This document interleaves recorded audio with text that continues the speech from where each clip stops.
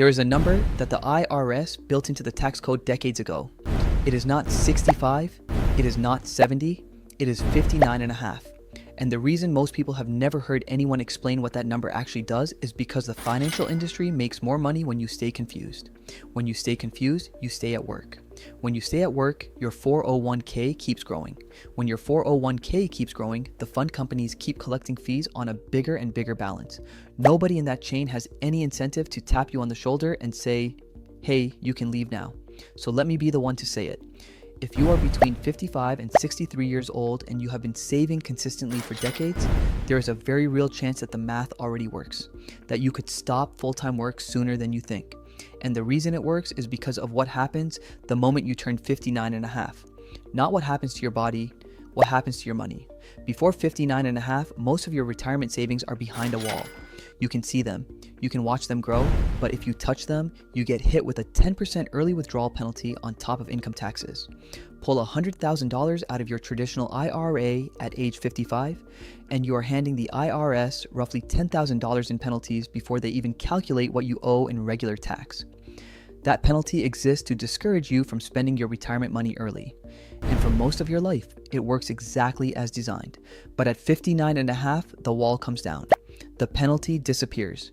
You still owe income tax on traditional account withdrawals, but the punishment for accessing your own money is gone. And suddenly, the entire game changes. Because now you do not just have savings, you have options. Let me explain what I mean by telling you about two people. Rich Richard turns 59 and a half and immediately recognizes something that most people miss. He has a window, a gap between now and the age when the government forces him to start withdrawing money. Under the Secure Act 2.0, that forced withdrawal age, called required minimum distributions, is now 75 for anyone born in 1960 or later. That gives Rich Richard roughly 15 and a half years of control. 15 and a half years where nobody is forcing money out of his accounts. 15 and a half years where he decides how much comes out, from where, and when. And Rich Richard understands that those 15 years are not just a planning opportunity, they are a tax weapon. Here is what he does. He reduces his work to 3 days a week. His income drops from $120,000 to about $50,000. And with that lower income, he starts converting portions of his traditional IRA into a Roth IRA every single year. Each conversion is taxed as income. But because his total income is now so low, those conversions are taxed at the 12% bracket instead of the 24% bracket he was paying while working full-time. He converts about $40,000 to $50,000 a year, pays roughly $4,000 to $5,000 in tax on each conversion, and every dollar that moves into the Roth now grows tax-free, withdraws tax-free, and never counts toward his income when Medicare starts calculating surcharges later. Over a decade of doing this, Rich Richard moves hundreds of thousands of dollars from a taxable bucket into a tax-free bucket, at a fraction of what it would have cost him if he had kept working and tried to convert at higher brackets. He is not earning more, he is not investing differently, he is simply rearranging where his money lives inside the tax code. And the IRS cannot do a thing about it because every step is perfectly legal. But the Roth conversion is only one part of what Rich Richard is doing during this window. He is also watching his income carefully so he stays below certain invisible lines in the tax code. Lines that trigger higher capital gains rates, lines that determine how much of his Social Security benefit will be taxed later, lines that affect his eligibility for marketplace health insurance subsidies before Medicare. Each of these thresholds interacts with the others, and when you are sitting below all of them at the same time, the compounding savings are enormous, not just in 1 year, over 10 or 15 years of retirement. Now look at poor Peter. Same age, same savings, same everything. But Peter keeps working full-time because he likes the safety of the paycheck. Every year, his salary fills up the 24% bracket. Every year, his traditional IRA balance gets bigger because he is still contributing and the market keeps compounding. He never converts a dollar to Roth because at his income level, every conversion would be taxed at 22 or 24%. Then at 75, the IRS shows up with a calculator. Peter's traditional balances are now enormous. His first required minimum distribution is over $60,000. That gets added on top of his Social Security income and any pension he receives. And suddenly, Peter is paying taxes at a higher rate as a retiree than he paid during most of his working career. But it gets worse, because there is a trap buried in the Medicare system that almost nobody sees coming until it is too late. It is called IRA. Income Related Monthly Adjustment Amount, and it is one of the most expensive surprises in retirement. Here's how it works. Medicare looks at your modified adjusted gross income from 2 years ago. Not this year, 2 years ago. If that income crosses certain thresholds, your Medicare Part B and Part D premiums spike. For 2026, the first threshold is $109,000 for a single filer and $218,000 for married filing jointly. And this is not a gradual increase, it is a cliff. $1 over the line and your premiums jump. For a married couple, crossing that first threshold by even a single dollar triggers an additional $2,300 per year in surcharges. Cross into the second tier and the damage climbs to nearly $6,000. At the highest tier, a couple can pay over $13,000 a year in Medicare surcharges alone. Now, here is the part that makes this dangerous. The 2-year look back means that decisions you make at 63 and 64 directly affect your Medicare costs at 65 and 66. If you are still working full-time at 63 with a high salary, plus your Social Security income starts, plus maybe a Roth conversion you tried to squeeze in, all of that stacks together. And 2 years later, Medicare sends you a letter informing you that your premiums just doubled. Peter gets this letter. He does not understand it. He calls his accountant. His accountant explains it. Peter sits quietly for a very long time. Rich Richard never gets this letter because Rich Richard stopped working full-time years ago. His income during those critical look-back years was intentionally low.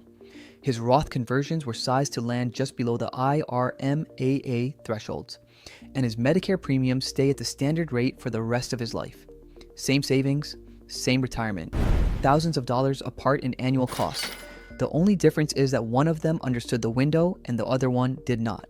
Most people think about income as a single stream. You work, you get a paycheck, taxes come out, the rest is yours. That is how income works for 40 years. But after 59 and a half, income does not have to work that way anymore. You are no longer a person with a salary. You are a person with a portfolio. And a portfolio gives you something a salary never did. Control over how your income is classified. Think of it like a mixing board in a recording studio. One channel is your traditional retirement accounts. Every dollar from this channel is taxed as ordinary income. Another channel is your Roth accounts. Every dollar from here comes out with 0 federal tax. A third channel is your regular brokerage account, where long-term capital gains might be taxed at 0 or 15% depending on your total income. And a fourth channel is cash, savings accounts, money markets, short-term CDs, money you have already paid tax on that generates minimal taxable interest. When you are working, only one channel is turned up, your salary. You cannot adjust the mix, but after 59 and a half, you get to sit at the board and move the sliders. You can pull a little from the traditional account to fill up the 12% bracket, then switch to the Roth for the rest, then supplement with some capital gains from the brokerage at 0% because your income is low enough. That is not tax evasion. That is tax design. And it is completely legal. The people who understand this can live on $70,000 a year and pay less in federal tax than someone earning $40,000 at a regular job, because it is not about how much money you have. It is about which channel it comes through. Here is something else the financial industry conveniently forgets to mention. Your body has an expiration date on certain activities, not on life, on capability. Research from the National Bureau of Economic Research found that male mortality increases by roughly 2% right around age 62. Over a 34-year study period, that translated to an estimated 11,000 additional deaths in the year after the 62nd birthday. The researchers connected this partly to the abrupt shift from active structured work to sudden inactivity. A TIAA Institute study found something equally sobering.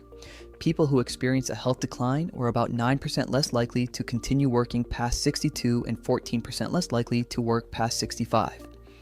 In plain language, a meaningful percentage of people do not get to choose when they retire. Their body makes a decision for them. And when it does, most of them are not financially ready because they spent years assuming they had more time. A separate Harvard School of Public Health study tracked over 5,000 individuals and found that retirees were about 40% more likely to experience a heart attack or stroke compared to those still working. But here is the critical detail. That elevated risk was concentrated in the first year after retirement and then leveled off, which means the danger is not in stopping work. The danger is in stopping abruptly without a plan, without structure, without something to move toward. The people who coast into retirement gradually, who reduce hours, shift to part-time, build a routine outside of work before they leave entirely, those people do measurably better. So the question is not whether you can afford to stop. It is whether you can afford to keep sprinting when your body is sending you signals that it is time to downshift. The hikes you can take at 60 are not the hikes you take at 74. The flight you can endure at 61 is not the flight you endure at 76. The renovation project you have the energy for today is the one you hire someone else to do in 15 years. Every year you work past the point where the math already works. You are not adding safety. You are trading irreplaceable, healthy years for money you did not need. Let me talk about the one fear that keeps people locked in place more than any other. Health insurance before 65. If you leave full-time work before Medicare kicks in, you lose employer coverage. And buying your own plan on the marketplace sounds terrifying until you actually run the numbers. Benchmark premiums for someone in their early 60s on the Affordable Care Act marketplace have been estimated around $1,000 to $1,100 per month per person before subsidies. For a couple, that could mean roughly $2,000 a month before tax credits. But here is what most people do not realize. When your income drops because you stopped working, you may qualify for substantial premium tax credits. The same low income that makes Roth conversions cheap also makes marketplace insurance cheaper. These two strategies feed each other. Lower your salary, pay less tax on conversions, and pay less for health insurance. It is not three separate problems. It is one integrated design. And once you reach 65, Medicare takes over at predictable costs. So health insurance is not a wall between you and retirement. It is a line item that belongs in your plan. A real number, not a vague anxiety. Now let me show you how to figure out whether you actually need to keep working. Forget rules of thumb. Forget the 4% rule for a minute. Here's what actually matters. First, calculate what your life costs, not your salary, your spending. Go through 6 to 12 months of statements and add it up. Most people have never done this with real numbers. They anchor to their gross income and assume they need to replace all of it. But your gross income includes taxes you will not owe anymore, retirement contributions you will no longer make, commuting costs that disappear, work lunches you stop buying, and a lifestyle inflation that only exists because the paycheck enables it. When people strip all of that out, their actual spending need is almost always 20 to 35% lower than their salary. That gap is the first surprise. The second step is figuring out your income sources and their tax treatment. What will come from traditional accounts and get taxed as ordinary income? What will come from Roth accounts and come out tax-free? What comes from brokerage accounts at capital gains rates? What comes from Social Security, and what percentage of that benefit is taxable based on your other income? When you lay all of this out, you are not asking, do I have enough? You are asking, how do I arrange what I already have so that I keep more of it? And the third step is modeling the window. Map out every year from 59.5 to 75. For each year, project your income sources, your tax bracket, your potential Roth conversion amount, and your estimated IRMAA exposure. This is not something you need to do perfectly on the first try. Even a rough sketch on a spreadsheet will show you something most people have never seen before, the shape of their tax future. And once you see it, the decision about when to stop working becomes dramatically clearer. One thing that can destroy even the best withdrawal plan is debt. Walking into retirement, carrying high interest credit card balances, or hefty personal loans is like designing a beautiful house and then leaving the windows open during a storm. Every dollar of interest you pay after you stop working is a dollar your portfolio should have been compounding for you. If you are in your late 50s, the best gift you can give your future self is to attack expensive debt now while you still have a full paycheck. Cards first, personal loans next, then decide what to do about the mortgage. Some people sleep better entering a retirement with a paid-off house even when the math says they could earn more investing elsewhere. That is not irrational. That is a quality of life decision, but it is a decision you should make intentionally, not one that gets forced on you because you ran out of time. And stopping full-time work does not have to mean stopping all work. Some people shift to consulting 2 days a week. Some people take a part-time role in something they actually enjoy. Some people start a small business they have been daydreaming about for a decade. The question worth asking is not, can I afford to never earn another dollar? The question is, how much do I actually need for my investments if I redesign the way I work? When people finally run that number, most of them are shocked. Between savings, maybe a small pension, a spouse who works part-time, and carefully timed withdrawals, the income gap is almost always smaller than they expected. That smaller gap is what gives people permission to stop grinding and start living. Not permission from their boss, permission from the math, For Social Security, every year you delay claiming from 62 to your full retirement age adds roughly 5 to 6% to your monthly benefit. From full retirement age to 70, the increase jumps to about 8% per year. That is a guaranteed return that no stock market can match. A $2,000 monthly benefit at 67 grows to roughly $2,480 by 70. Over a 20-year retirement, that difference in monthly payments is well over $100,000. The people who can afford to delay are almost always the ones who use the 59.5 window to bridge the income gap, drawing from their retirement accounts at low tax rates while their Social Security benefit grows silently in the background. That is not luck. That is design. And there is one more piece that has nothing to do with numbers. The people who thrive in retirement are not the ones with the most money. They are the ones who retire to something. Research from the Harvard Study of Adult Development, one of the longest running studies on human well-being, found that the retirees who did best were those who built new social networks, stayed physically active, and pursued creative or meaningful projects. The ones who struggled were the ones who left a job and found nothing waiting for them on the other side.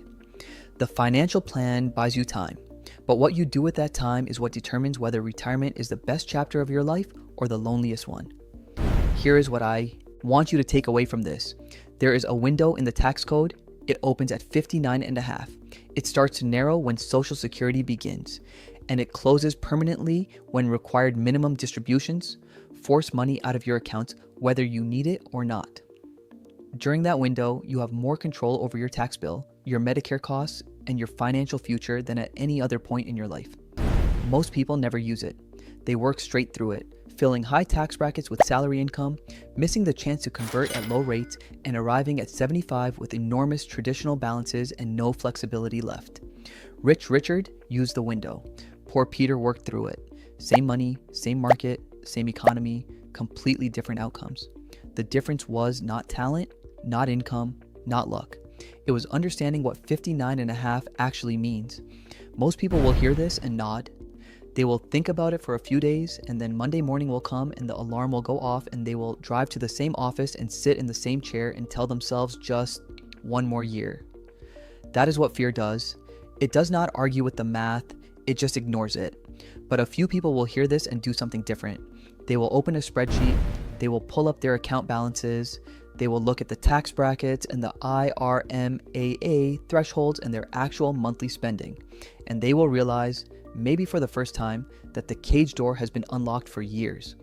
They were just too afraid to push it open.